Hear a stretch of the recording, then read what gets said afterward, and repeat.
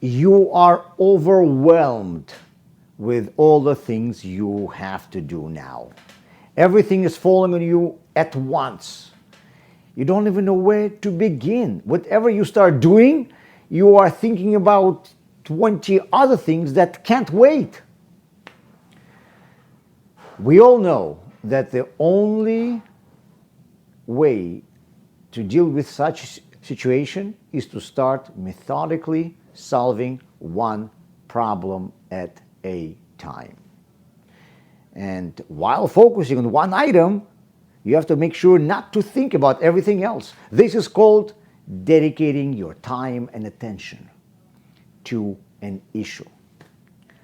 That is, that even before I start doing something, I have to decide for myself on what I am not going to be doing until I finish it.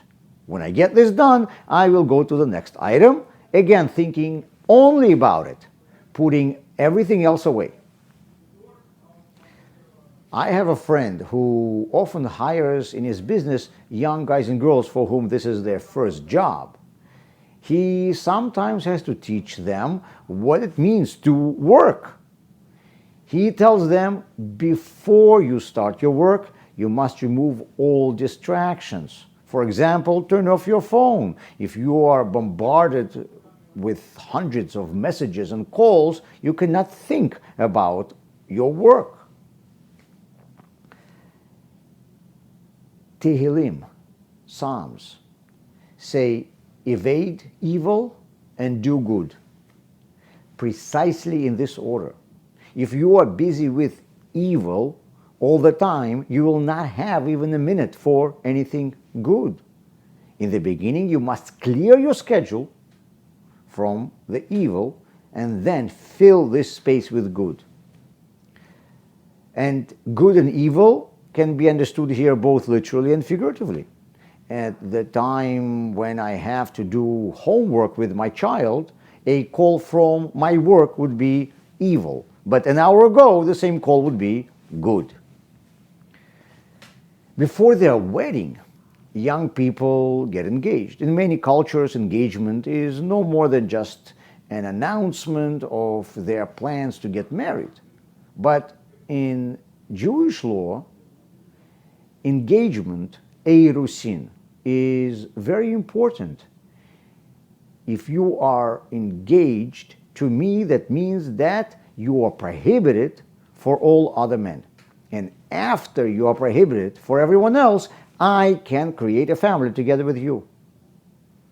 In order for me to feel free to do what I need to do at this moment, I need to prohibit myself to do everything else. In order for me to feel free to marry you, I must know that you are prohibited for everyone else.